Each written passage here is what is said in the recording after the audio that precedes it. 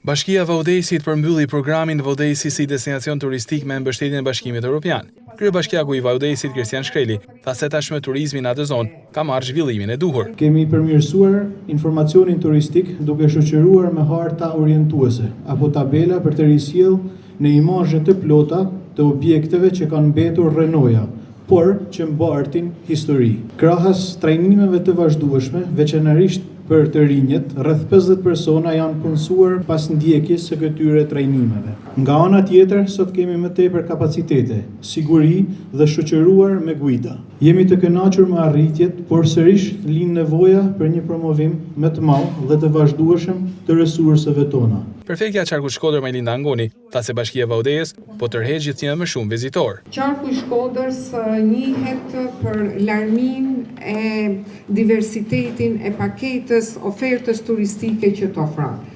Duke marrë parasysh sepse kemi një turizëm historiko-kulturor, kemi një turizëm liqenor përfshirë edhe detin, pashtu kemi edhe atë malor. Së fundmi është edhe pikërisht rruga e Komanit që impakton një pjesë të madhe të bizneseve të Vallë të Dejës, të ofertës turistike dhe tashmë ne nuk mund ta shohim Shkodrën, Vaudesin, Pukën, Malcinë e Madhe, Fushasin si të ndara. Andrea Ferrero, drejtuesi i sektorit të zhvillimit të qëndrueshëm ekonomik dhe social PSB-e, premtoi që tashmë do të kthehet në zonë së bashku me familjen e tij.